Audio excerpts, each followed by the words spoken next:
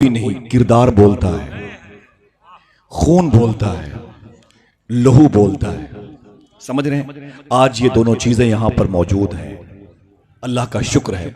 क्यों? इसलिए कि उसकी उस मुंतखब जमीन का ताल्लुक बरेली शरीफ से है, जिस जमीन के बारे में आपके शहर के राज इलाहाबादी ने कहा था, हर शख्स अकीदत से आंखों से लगाता है, सुरमा है बरेली का या खाके मदीना है। वो जमीन है बरेली शरीफ की, जहां से किरदार बोलता है, जहां की तहरीर बोलती है, नुक्ते जबरजेर और उनके हरकात सकनात बोलते हैं। वहां से जिन जिन जाते मुबारका का ताल्लुक हुआ, उनके दस्तबाजू बोलते हैं, उनकी आंखें, उनकी समातें, उनके होंठ बोलते हैं। वो हुजूर मुफ्ती आजम की एक जात थी। आप में से किसी ने मुफ्ती आजम को देखा है तो हाथों को उठा के बताएं। किसी ने भी हुजूर मुफ्ती आजम को देखा है? अल्लाह अकबर। इधर भी माशाअल्लाह। मैं बता दूं, खुदा की कसम, हम में आपने नहीं देखा? अल्लाह से साहब ने, बुजुर्ग बैठे हुए हैं, ये बैठे हुए, ये दो लोग देख बैठे हुए हैं जिन्होंने हुजूर मुफ्ती आजम को देखा है। ऐसा करते हैं ना, अभिनी को देख लेते हैं, क्योंकि कुछ दिनों के बाद ये देखने वाली मुबारक आंखें भी नहीं होंगी। अल्लाह सलामत रखे। हुजूर मुफ्ती आजम कौन थे? मुंबई की जमीन में एक मस्जिद से नमाज पढ़ के निकले ना, तो टपोरी लोग वो होटल पे बैठ के फिल्मों की बातें कर रहे थे, और जैसे हुजूर मुफ्ती आजम को देखा ना, चाय की प्याली जमीन पर फेंक दी। बोले, यार ये कौन है जिसको देख करके तौबा करने का दिल कह रहा है?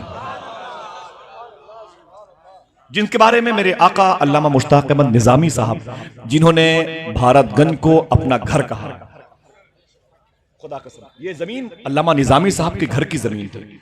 बताते थे इकबाल भाई जब रहते थे, आज भी दिलों में रहते हैं, याद उनकी आती है। जब आता हूं मैं कमेटी के हर चेहरे में उनको तलाशता हूं। अल्लाह इस मुबारक मजलिस को बरकतों के तौर पर उनकी रूह को नजर फरमाए, और मेरी कमेटी के वो तमाम तर लोग जो अपने घर आंगन से ज्यादा इस दरबार से मोहब्बत करते हैं, अल्लाह उनको भी बेहतर सिला अता फरमाए। आमीन कह दें।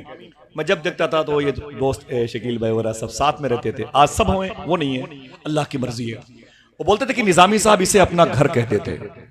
निजामी साहब फरमाया करते थे, मियां हुजूर, आला हजरत को आला हजरत बनाया मुफ्ती आजम ने, आला हजरत को आला हजरत बनाया मुफ्ती आजम ने। लोग कहते थे, यार जब बेटा ऐसा है तो बाप जरूर आला हजरत रहा होगा। क्यों? उनका जुमला होता था।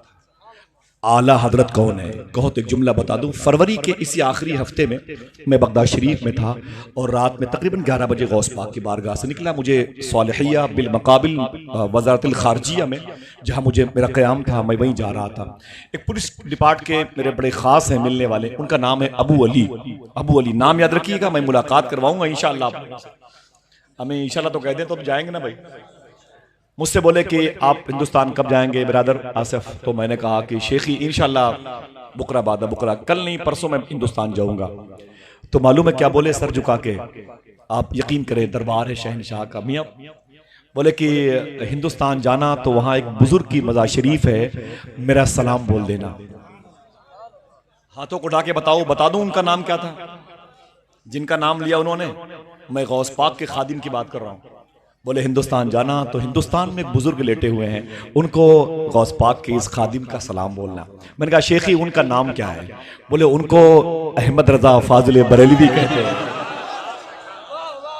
मेरी आंखें भर आई कि कहां खोले हैं गेसू यार ने खुशबू कहां तक। अल्लाह, जिंदगी भर आला हजरत ने गौसे आजम को नहीं छोड़ा, ठीक, और फिर गौसे आजम ने भी अपने गुलाम अहमद रजा को नहीं छोड़ा। जिसने आला हजरत को छेड़ा उसे भी गौसे आजम ने नहीं छोड़ा। हकीकत ये।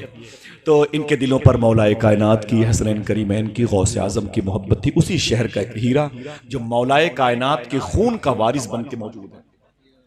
चेहरा भी तो सबसे नुमाया है, तो जाहिर सी बात है, इससे फैसला लगा लें कि गुफ्तगू भी सबसे निराली होगी इंशाअल्लाह।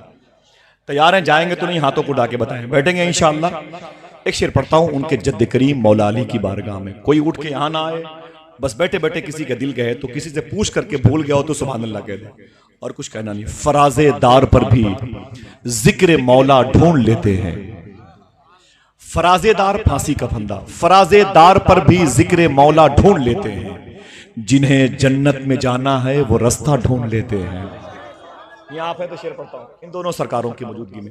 फराजेदार पर भी जिक्र मौला ढूंढ लेते हैं, जिन्हें जन्नत में जाना है वो रास्ता ढूंढ लेते हैं। यजीदी पत्थरों में इत्तेफाकन हुर भी शामिल था, मगर जो जौहरी होते हैं हीरा ढूंढ लेते हैं।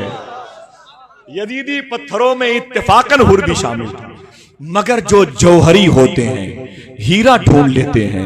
हमारी चश्मबीनी पर जमाना मोहवे हैरत है, बुखारी में भी हम मनकुन तो मौला ढूंढ लेते हैं। हमारी चश्मबीनी पर जमाना, ज़हमत हो तो हाथों को उठा के बोल दे या अली। सबके हाथ उठे हुए हो। नारे हैदरी, जोर से बोले नारे हैदरी। फराजेदार पर भी जिक्र मौला ढूंढ लेते हैं, जिन्हें जन्नत में जाना है वो रास्ता ढूंढ लेते हैं। यजीदी पत्थरों में इत्तेफाकन हुर भी शामिल था, मगर जो जौहरी होते हैं हीरा ढूंढ लेते हैं। हमारी चश्मबीनी पर जमाना मोहवे हैरत है, बुखारी में भी हम मनकुन तो मौला ढूंढ लेते हैं। और फिजा जैसी भी हो लेकिन अली के इश्क के तायर, अगर बहलोल होते हैं तो दाना ढूंढ लेते हैं। अगर बहलोल होते हैं तो दाना ढूंढ लेते हैं। नातों पर बड़ी पाकीज़ा फजा कायम हुई। बहुत बहुत शुक्रिया या रसूलुल्लाह। नातों पर जो फजा कायम हुई, जो लोग खड़े हैं वो उनका भी मैं एहतराम करता हूँ, जो बैठे हैं वो भी मेरे आंखों और सर का ताज है। नातों पर एक फ़ज़ा कायम हुई, हंगामी फ़ज़ा भी थी, जबकि नात एक मुअद्दब तरीके से सुनी जाती है, लेकिन किसी के इश्क पर किसी का जोर नहीं है। वो जब उबाल मारता है तो वो कैफियत पैदा हो जाती है। खुद सरकार मुफ्ती आज़म हिंद अपने घर में लेटे हुए थे और हुजूर रेहान मिल्लत आला हजरत के उर्स के मौके पर अफ्रीकी हॉस्टल के बगल में बरेली शरीफ में कलाम पढ़ रहे थे। और जब ये शेर पढ़ा कि उतर जाता है तेरा नक्श पा पत्थर के सीने पर, हमारा दिल भी तेरे नक्श पा का ही सवाली है, इतना सुना तो हुजूर मुफ्ती आदम तड़प गए और अपनी चारपाई से इस कदर तेजी से उछले कि बगैर जूते शरीफ के अफ्रीकी हॉस्टल पर पहुंच गए। और अजीब सी कैफियत में हुजूर मुफ्ती आदम हिंद अपने मुबारक हाथों को उठा के कह रहे थे, रेहानी मियां इस शेर को बार बार पढ़ो, बार बार पढ़ो, बार बार पढ़ो। शेर के असरात दिलों पर बड़े अजीब तरीके से हुआ करते हैं। अब्दुल कुद्दूस गंगोही के एक शेर पर गरीब नवाज की महफिल में जब नारे लगे तो एक साहब इसी शहर इलाहाबाद के थे जिनका नाम शाह अजमल हुसैन इलाहाबादी था, उनका वहीं पर इंतकाल हो गया था। तो शेर का असर दिलों पे होता है। अगर कहो तो वो शेर भी पढ़ दूं। वो शेख अब्दुल कुद्दूस गंगोही का शेर था, गुफ्त कुद्दूसे फकीरे दर फनाओ दर बका, खुद ब खुद आजाद बूदे खुद गिरफ्तार आमदी। एक बड़ा टफ शेर है फारसी का। उनकी मजार पर यह शेर लिखा हुआ है, मजार का पता नोट कर लें, 4 यारी में अंदर जाएंगे 20 फीट के फासले पर बाएं तरफ मजार शरीफ है, इलाहाबादी लिखा हुआ है, यह शेर लिखा हुआ है, गुफ्त कुद्दूसे फकीरे दर फनाओ दर बका, खुद ब खुद आजाद बूदे खुद गिरफ्तार आमदी। तो शेर के असरात दिलों पर होते हैं। रस की कैफियत का कोई शौक नहीं रखता, ये मोहब्बतों का मामला है। अगर दिल पर किसी का बस नहीं चलता तो वो उछाल मारता है, वो उबाल मारता है। आइए दोस्तों उसी कैफियत के दायरे में फिर चले जाएं जहां आप हैं, आपके हुजूर हों, हुजूर की औलादें हों, हुजूर के कबीले के लोग हों, हुजूर के पाकीज़ा आल औलाद के नमूने मौजूद हों। वहीं पर हुजूर के खानदान के शहजादा शहजादे मौलाए कायनात हुजूर शाह सैयद मुकीमुर रहमान शाह साहब क़िबला की एक तरफ मसनद नूर सजी हुई हो और फिर वो बैठ के अपने जद्द करीम की बारगाह में जिक्र मुस्तफ़ा, वजूद मुस्तफ़ा, सीरत मुस्तफ़ा के पाकीज़ा वरक उलटते हों और हम सब मुस्कुराते हों। नारों से इस्तकबाल कर लें। नारा आप लगाएंगे कि हम लगाएंगे? एक लगाएं, एक नारा लगा दें आप। हाथों को उठा के जवाब दीजिए। बहुत बहुत शुक्रिया आपका, जीते रहिए माशाल्लाह। बहुत बहुत शुक्रिया। सोचता हूं कि मदीना कोई ले जाए मुझे और आवाज गुनाहों से दबी जाती है। बहुत बहुत शुक्रिया। मैं गुजारिश कर रहा हूं कोई भी बिखरे ना, कोई टूटे ना, कोई यहां से जाए ना। जब जाए तो गौस पाक के खानदान के इस शहजादे से तबरुक लेकर के जाए। कहां जाएंगे दोस्तों? इसके बाद की दुनिया खत्म है, कब्रस्तान की जमीनें हमारा इंतजार कर रही हैं। के सिंह उसने मैंग शायर ने कहा था ना कि मुझे देखा तो कब्रस्तान बोला, बहुत इतरा रहा था, आ गया ना। मुझे देखा तो कब्रस्तान बोला, बहुत इतरा रहा था, आ गया ना। दोस्तों कहां जाओगे? हुजूर की मजलिस से बेहतर कोई जगह नहीं है। बैठे वो चाय खाने 1 घंटे के बाद आबाद किए जाएंगे। पहले दिल को आबाद करो जिसकी वजह से कब्र में रोशनी आने वाली है।